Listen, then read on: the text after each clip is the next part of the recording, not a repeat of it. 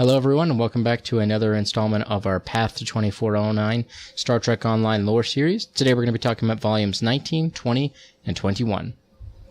After 6 years of reports, panels, and legislative wrangling, the Federation Council approved rules for dual citizenship. This option was created to allow beings to apply for permanent residency and other rights without surrendering all of their ties to their home worlds. Dual citizens could live and work anywhere in the Federation, apply for Federation grants, and even vote in Federation elections. However, dual citizens owed allegiance to and were subject to the laws of both political entities of which they are citizens. Also, the home world of the applicant must allow citizenship as well. The Soong Foundation and other artificial life form groups argue that the bill should extend to artificial life forms, but the Federation Council refused. Artificial life forms must either pass the tests established by the Supreme Court of the Federation to be granted full citizenship, or they were property. There was no middle ground. Cardassia Prime's Datapa Council quickly passed a law allowing Cardassians to become dual citizens of the Federation, and Grand Nagus Rom bullied a measure through the Ferengi Economic Congress of Advisors that allowed Ferengi to take part in the program after purchasing a citizenship license. Dozens of unaffiliated worlds moved to allow this option to their citizens as well, but on Kronos, the High Council refused to follow suit. Their refusal blocked Klingons who hadn't severed ties to the Empire from applying for Federation citizenship. Rhea, a Ferengi geologist working on Earth, was the first being to be granted dual citizenship under the new program. "I'm proud to be part of the Federation, but Ferengar is my home," Rhea said. "This cost me a few bars of latinum, but it's worth every strip." Federation President Anik Okeg was a tireless champion for dual citizenship, and many attributed the success of the program to his influence. A boost from new voters easily pushed Okeg past challengers from Alpha Centauri and Trill into a second term of office. In his re-inauguration speech, Okeg reached out to the Klingon Empire. "We have had our differences, but we are stronger together than apart," Okeg said. "Unity is the honorable path." In Starfleet, Lieutenant Naomi Wildman was assigned to be the new helm officer of the USS Hathaway, and Muriel Paris, another child who was born on the USS Voyager, entered Starfleet Academy. Paris's presence in the incoming Academy class was notable to those who follow Klingon affairs. Several news stories about Paris and the new recruits reported the legend of the Kuvok Mag, a Klingon religious figure believed to be a prophetic figure by some. After reports made in an attempt to enter the dormitories at the Academy, Starfleet issued a statement from Paris asking for privacy. "I'm a student, not a savior." The statement read in part, "Allow me and my classmates peace and privacy." On Stardate 75705.90, the Federation mediated peace talks between the Gorn hegemony and the Klingon Empire, as disputed by an explosion that rocked the resort on Casperia Prime where the talks were being held. 7 people were critically injured by the blast, including Ambassador Kim Tok of Kronos and Mira Jenstra, a deputy mediator for the Federation.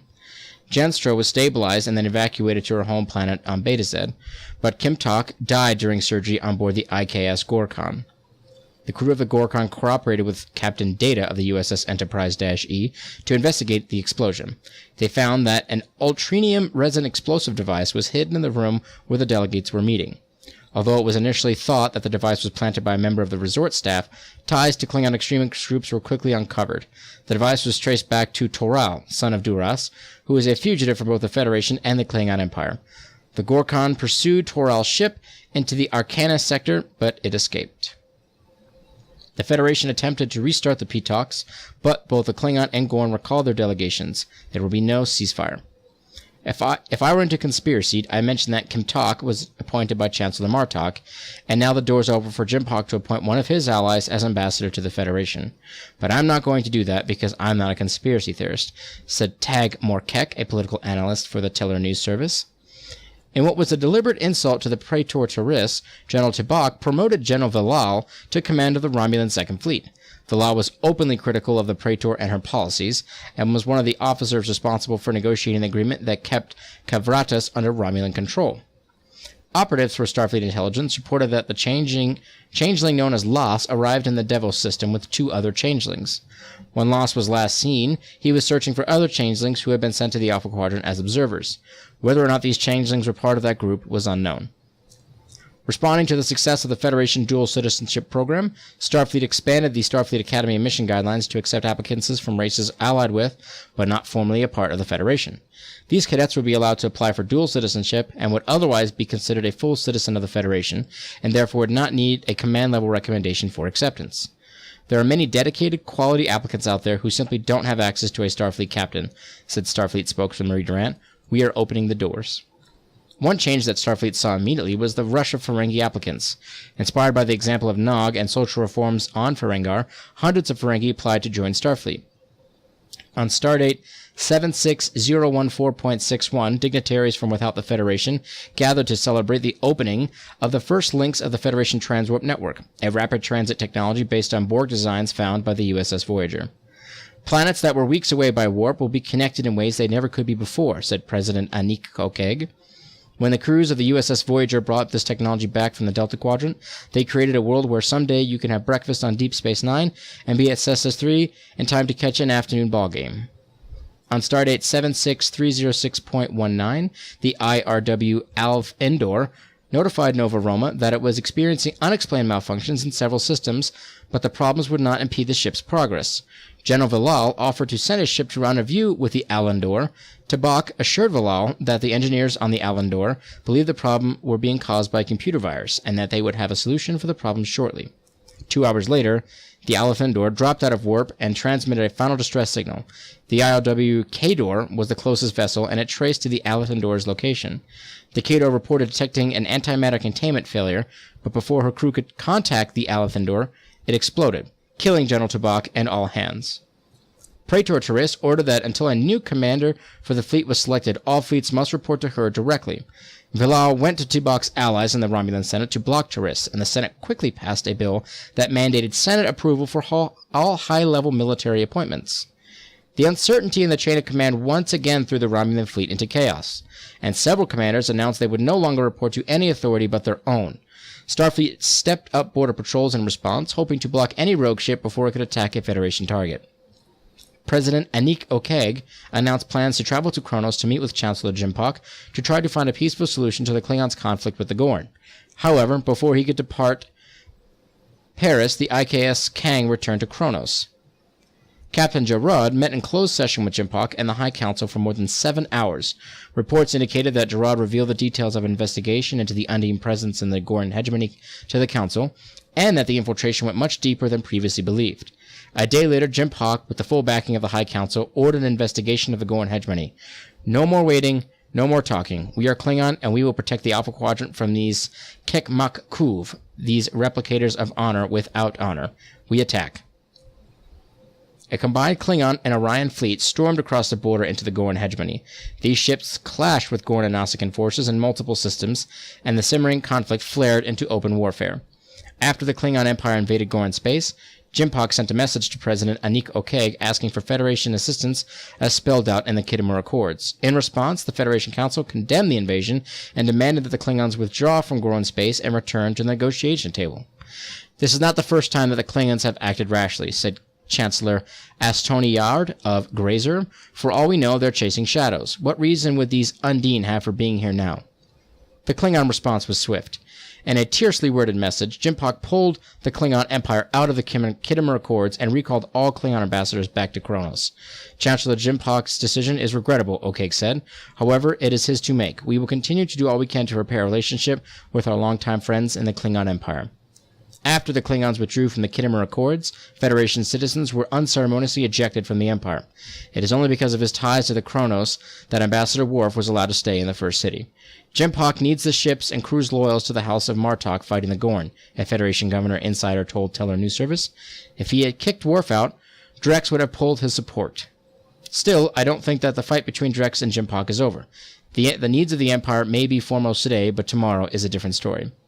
The combined force of the Gorn and Nausicaan fleets initially repelled the Klingon advance, earning them a measure of respect for their ferocity in battle. The Gorn do not surrender, said Kamek, captain of the IKS Velkark. They fight almost as well as Klingons. Starfleet observers said that this time the Klingons may not have an easy victory. The Gorn are fighting for their homes, said Admiral Jorel Quinn. They're going to make the Klingons bleed for every meter of space. For its part, the Federation reinforced outposts and colonies along the border of Klingon space and prepared to handle any spillover of hostilities. However, standard orders were not to seek confrontation. We are protecting Federation citizens and property, said spokesperson Marie Durant. We have no interest in getting involved in what is a matter between the Klingon and the Gorn. The Federation Council passed a measure that declared the Klingon-Gorn War unlawful, citing violations of the Khitomer Accords and the Jantaka Accord. Both the Klingons and the Gorn ignored this censure. "I think it shows just how ineffectual the Federation Council is these days," said Mila Vaughn of the Trill News Network. "What are they going to do next? Outlaw excessive heat in the Vulcan Forge?" The interactability of the Federation Council's position limited diplomatic endeavors, but throughout the year, Ambassador Worf and Federation officials repeatedly attempt to talk to Chancellor Jimpock or members of the High Council in an effort to restart the Federation-Klingon alliance, or to convince the Klingons to attend a summit with Federation President Anik Okeg. For the most part, their requests were denied. "The war is consuming much of the High Council's time," Okeg told a report from the Federation News Service. "We'll keep extending our hand of friendship. When the time is right, the Klingons will know that we're willing to let whatever bygones there are be forgotten." One diplomatic victory for the Federation was the normalization between the Cardassians and the Bajorans. Ever since Bajor joined the Federation, it had been a priority for the Federation and the Tatapa Council to settle the last remaining issues between the two worlds. On Stardate 77418.94, the Cardassians opened an embassy on Bajor, and visa restrictions were lifted on travel between the two worlds. "It's taken more than 30 years to hear the scars of the occupation," said Cardassian Tatapa Councilor Natim Lang at the dedication of the new embassy. "But as Bajor blooms on this summer morning, so too should the ties of friendship and fidelity between our peoples." Commander Harry Kim was appointed head of security on Starbase 11. In addition to his duties at Starbase 11, Kim was helping to organize improvements in the Starbase's defenses for outposts along the neutral zone. In a statement transmitted to Deep Space Nine, the founders disavowed any connection with the shapeshifters in the Alpha and Beta quadrants, saying that any changelings operating outside of their authority are rogue. These terse subspace statements may have been directed at Lass, but Starfleet intelligence believe it was a response to reports of Undine infiltration. On Nova Roma, Praetor Turris clashed yet again with the Romulan Senate over a plan to further restrict the powers of the Praetor. Turris made a rare personal appearance before the Senate to argue against the proposal. "In the absence of a monarch, and at a time of extreme upheaval in the Alpha and Beta quadrants," Turris said, "we must have one voice to speak for our empire to the galaxy. Only by expanding the Praetor's power will we have stability and strength. A disharmonious chorus leads to chaos." Turris swayed some senators to her side, but her general unpopularity with the Romulan populace doomed her call for expanding executive powers. The Senate proceeded with its plan to limit the power of the Praetor. In another possible problem for Turris, agents of Starfleet intelligence intercepted and decoded several messages from Nova Roma to a planet deep in the Beta Quadrant. These messages pointed out irregularities in the reports about the death of General Tabak and the destruction of the IRW Aleth Indor.